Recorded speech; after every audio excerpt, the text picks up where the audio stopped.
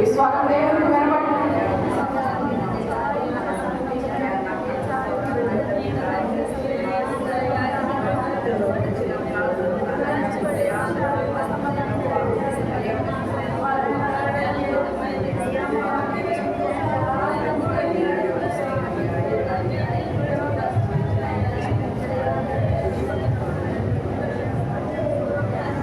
దేవుడు సిద్ధంగా ఉన్నాడు. స్వరం పెట్టాలి.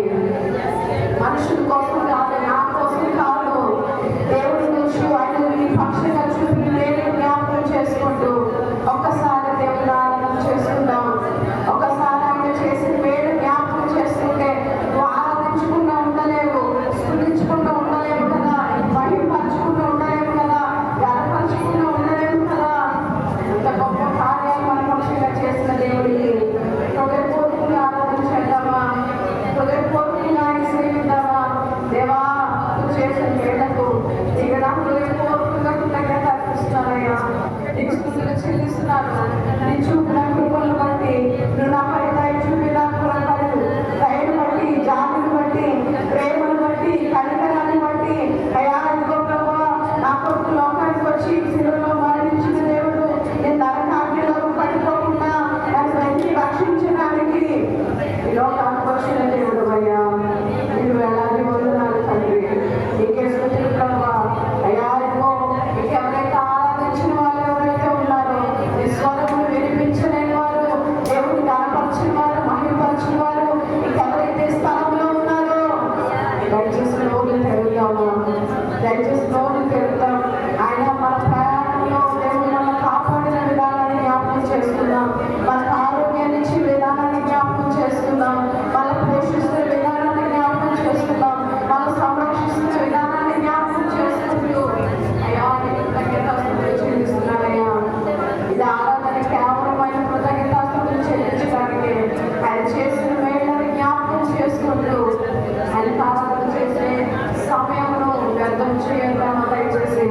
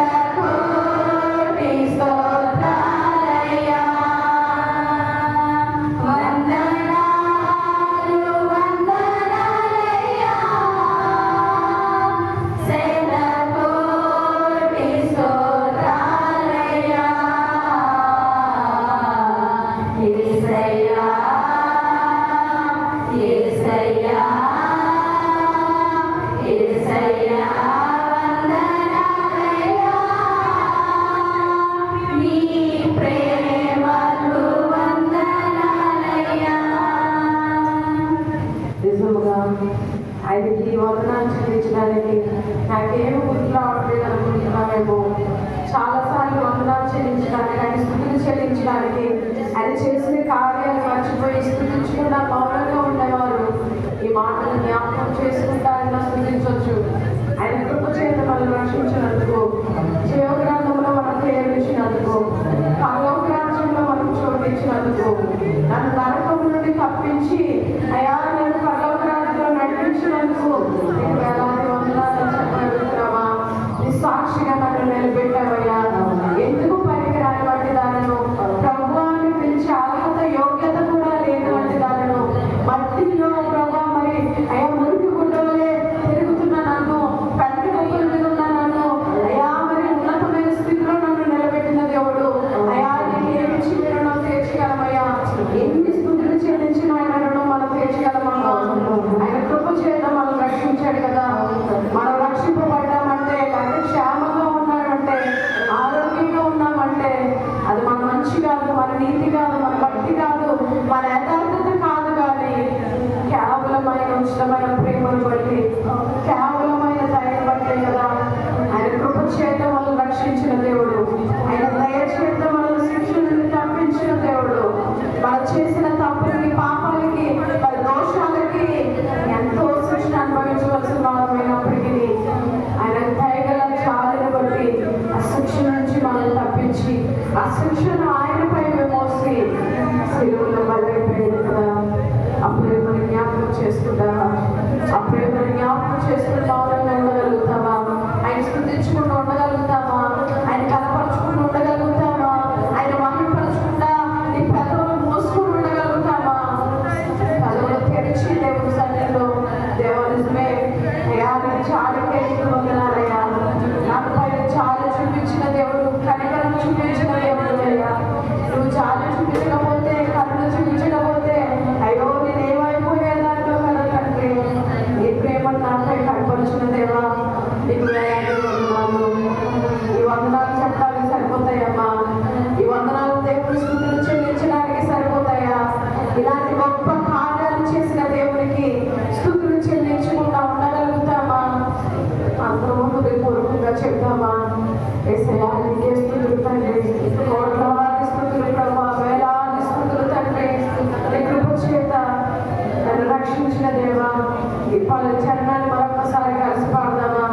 అర్థం చేసుకుంటూ, ఒకవేళ మీరు పాడలేకపోయినా పర్వాలేదు, మీరు పాట అర్థం చేసుకుంటూ ప్రార్థన చేసుకున్నా పర్వాలేదు. పాట పాడాలనుకుంటే పాడండి, పాడకపోయినా పర్వాలేదు, కానీ ఈ మాటలు అర్థం చేసుకుంటూ మనకు పూర్వకంగా దేవుని ఆరాధన చేసుకుందాం.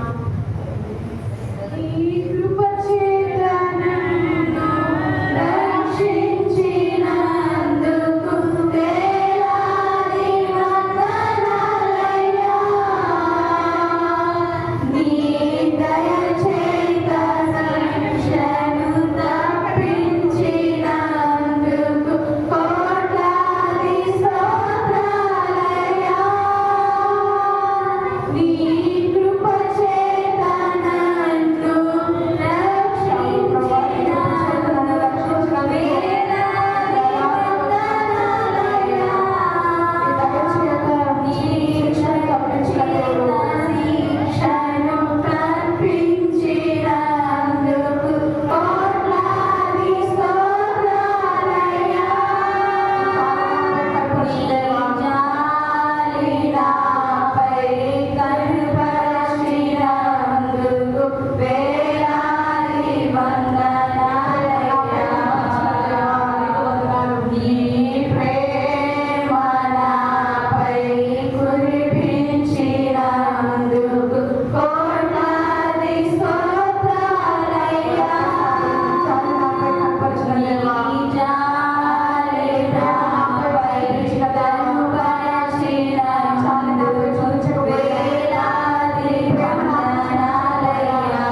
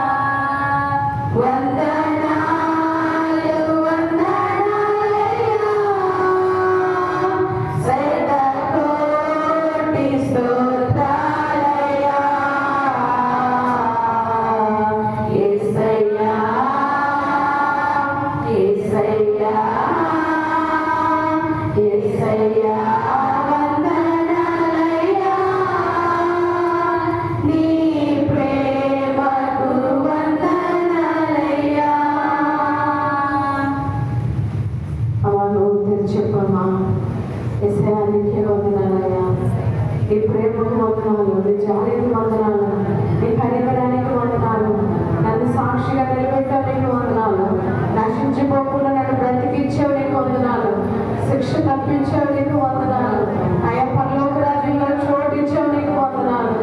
నీ సాక్షిగా నన్ను నిలబెట్టావు, నీకు వందనాలు అయ్యా. నేను జారిపోకుండా పడిపోకుండా అయ్యా, నరకాగ్నిలో ప్రభావం మూగిపోకుండా అయ్యా, నన్ను లేవనెత్తిన దేవా, నా చేయి పట్టుకు నడిపించిన దేవా, నీకు వందనాలయ్యా. నీకు స్తుతులు తండ్రి, నీకు స్తోత్రములయ్యా. నీకు వేలాది కోట్ల స్తుతులు చెల్లించిన చేర్చలేము కదా. మా విరిగి నలిగిన హృదయంతో నేను ఆరాధించడం మాకు నేర్పించండి, నేను స్తుతించడం మాకు నేర్పించండి, నేను గణపరచడం మాకు నేర్పించండి. నీ నామమును హెచ్చించేవారుగా మాకు సహాయం చేయండి. మమ్మల్ని క్షమించయ్యా. నేను దుఃఖపెట్టేవారిగా ఉంటున్నాం, నీ ప్రేమను అవమానంగా మారుస్తున్నామయ్యా, నీ గౌరవాన్ని హేళనగా చేస్తున్నాం తండ్రి. అయితే మమ్మల్ని క్షమించమని ప్రార్థన చేద్దాం. మన చిన్నవారి ప్రార్థన చేస్తూ ఉండగా మనందరం వేయబడుతాం. పరిశుద్ధ మహాకథ